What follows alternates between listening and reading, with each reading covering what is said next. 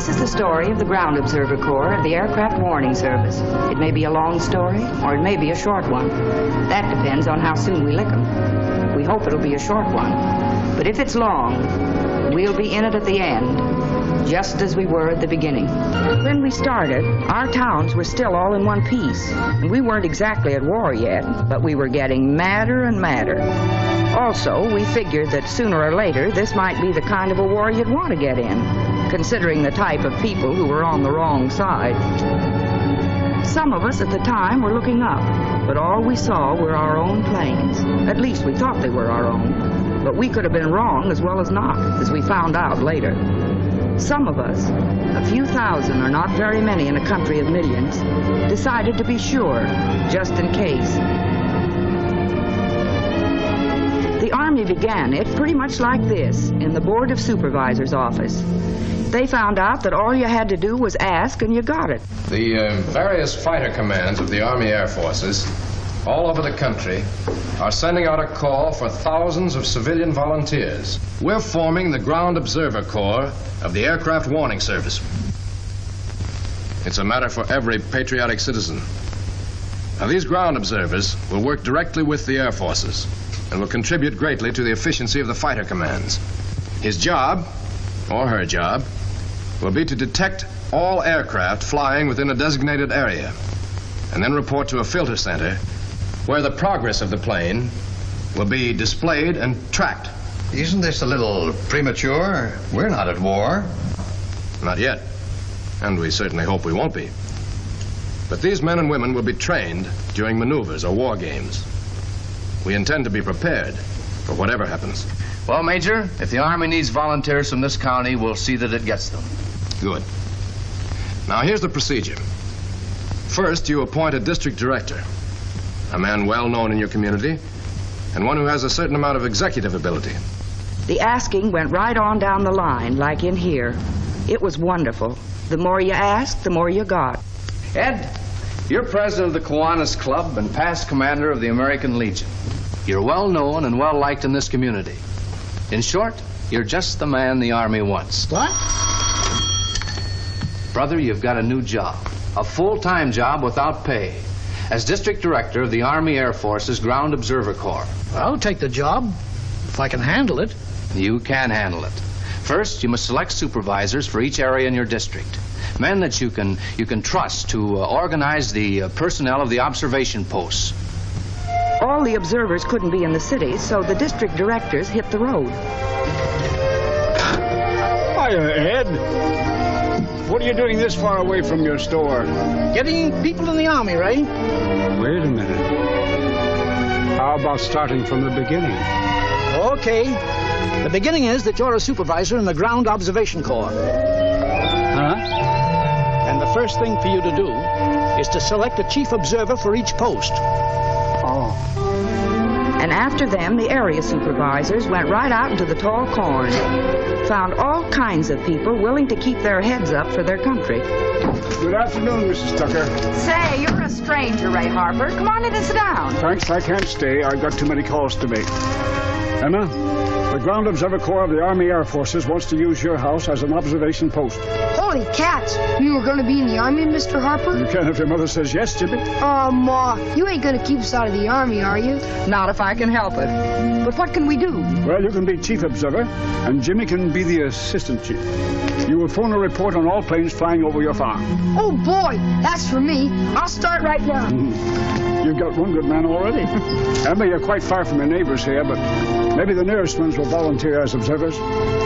We aren't in the war yet, but should we be, we want to be able to do our work and know how to do it. We'll handle it, Ray. That's what they all say around here. You know, this country is full of Americans. Sure, the country was full of Americans.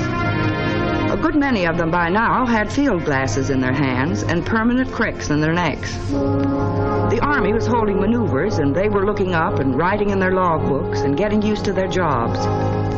It still seemed all in fun because in Washington were a pair of accomplished, undersized liars who were saying that everything was going to be just swell. Gentlemen, you all know how difficult my mission is. but I'll do all I can to make it a successful one for the sake of two countries, Japan and the United States.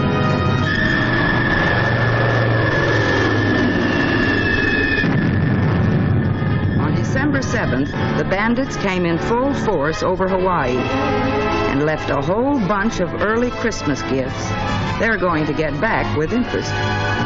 A lot of us were stunned, of course, and horrified. But the best part about the Ground Observer Corps was that it had set itself to take a punch, so it didn't have to duck this one. Hello. Yes, this is Randall. What? All right. All right, my district will be on the job in 5 minutes. I'll be there in 5 minutes. The dirty yellow. Yes, we know. We heard it on the radio. We're already activated. None of us quite realized then how well this outfit was set up. But the fact is that a few hours after Pearl Harbor, the whole outskirts of America were filled with people waiting for some more of the samurai to come back and get their blocks knocked off. They were on tops of buildings downtown, and hanging to cliffs up in the mountains, and out on the desert where you had to climb a pole to plug in your telephone line. In the middle of factory districts where it was more than likely they'd come to drop their stuff. And in every other place you can imagine, high up, low down, noisy and quiet, easy and hard. They were a pretty varied bunch, too, because patriots don't come all in one pattern. They came from the lifted pinky set that said Army flash with a broad A. Some of the ladies didn't have nurses, so they brought their babies along. And a lot of the guys who held those field glasses had calloused hands. Some of us were farmers who dropped a pitchfork to pick up a phone. And our wives were with us. We even had blind men who could hear plane motors better than the people who could see. And yes, even dogs. It was a sort of a motley outfit, just the kind you get from a free country. It was all for nothing, and they were glad to do it. And they meant business. It wasn't their fault that they didn't get a chance to show their stuff right away. They could have done it all right. Time went by and nothing happened. It was tough to just sit and watch, sometimes seeing no planes and never seeing anything but your own. But these people were in business, which is something they figured our enemies wouldn't be after a while. You remember the Tuckers. Well, they had quite a little setup now with a fancy observation post and everything. Here's your breakfast, Pa. Say, ain't it about time for my relief shift? Where's that Jimmy boy? Well, I thought I'd let him sleep an extra few minutes on Sunday morning. Yeah. Things have changed a lot since we first started the Ground Observer Corps out here, haven't they, Pa? Yeah. I can remember when I used to get all the sleep I wanted. It's worth doing without a little sleep to think that nobody could roam around up there without the rest of us down on the ground knowing about it. It seems like half the county's in this. Over there, 6 miles are the Johnsons. And 6 miles beyond them, the Forbes. And 6 miles further on, the Blakes. It rings the whole United States, Pa. We're organized. Yeah, and sleepy, too.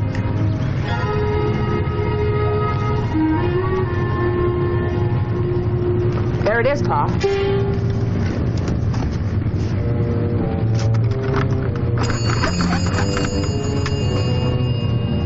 Army flash. Army, go ahead, please. After the ground observer picks up his phone, says Army flash, and tells his story to a woman in the filter center, his job is done. Of course, the job down there is just starting. It's a big room with a map of the whole area, a lot of telephones, target stands, and plenty of fast, precise work. It may seem confusing to you looking at it this way, but don't be fooled by it. Here's where all the loose ends are gathered up and tied into a neat bow. Every airplane in the air is tracked on that board. It's tracked because the ground observers are constantly calling in. They're the base of the whole business, and without them, it couldn't function. These customers coming in above the belt of clouds were noticed by a lot of people. They kept on following the flight across the country from their observation posts. And in the filter center, a woman was giving the flight a number and putting it on a target stand.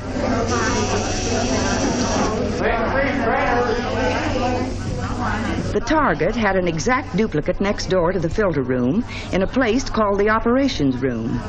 The board is the same, the work the people do is much the same, but here is the real brains of the whole system. Here they have to make up their minds on what's going to happen after the ground observer has done his job. They have a controller to run the place and a whole bunch of officers to help him. Training center, how about target 13? Target 13 is not trainers. Target 13, not bomber. Target 13 negative to Navy. CAA. We have no flight plan on target 13. Now the controller has all the information he can get on those planes wandering up above the clouds. The ground observers are still following it, but the controller hasn't got much time. It doesn't take long for an airplane to get somewhere. Make target 13 enemy. 13 enemy. 13 enemy. Alert your fighters. Yes, sir.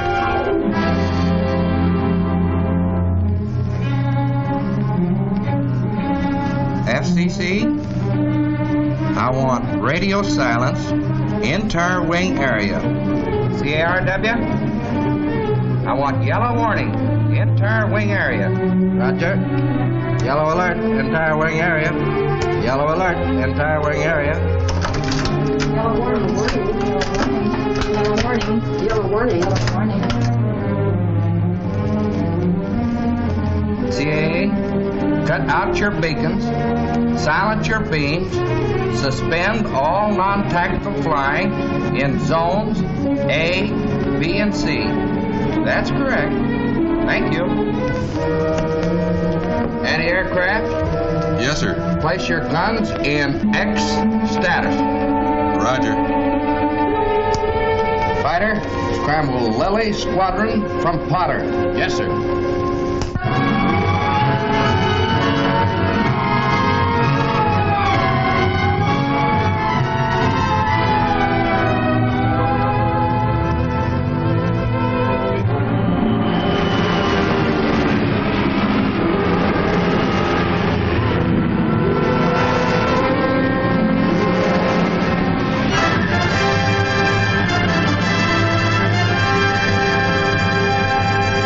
This is another room back at the filter center, an intercept room.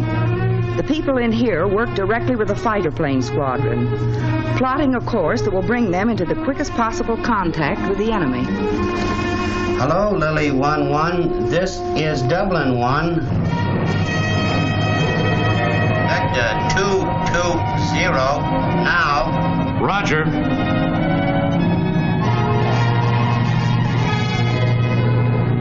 It's embarrassing to pat ourselves on the back again, but they couldn't do it without the constant flow of reports from the little guys with binoculars in their hands. With all us tipsters spotted around the country, you can see what the conclusion of this is going to be. Hello, Lily 1-1. This is Dublin 1. Repeat Vector 80 for 1 minute and orbit. Roger.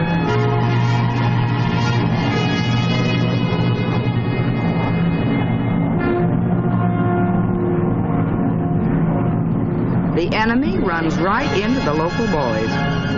Lily 1-1 to regional control. Go ahead, Lily. Target sighted. Target sighted. Lily 1-1 attacked by ships of 2 elements.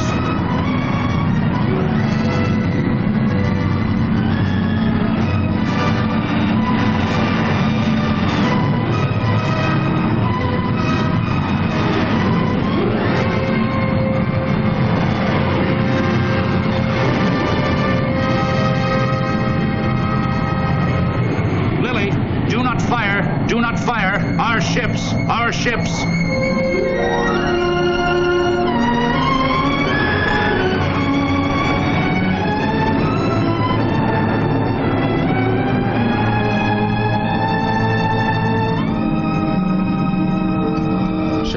Interception completed. Target 13 identified by fighters as trainers off course. Lily is leading them back. Make 13 trainers. Well, it turned out all right. It always has so far, and we hope it will keep on being that way. But in case it doesn't, you don't need to worry. We will be there like we've been from the start, watching 24 hours a day. Nobody flies up there that we don't know about it. And if the planes happen to be enemy, it will be known in plenty of time. Time for you to take your kids to a shelter, for the police and fire departments to get ready, for the workers in the plants to get under cover, and for more anti-aircraft guns and airplanes than they ever saw before to get on their necks. We're the only stool pigeons that are well liked, and we're friendly too. If you want to come in, you're welcome. All you have to do is keep your chin up.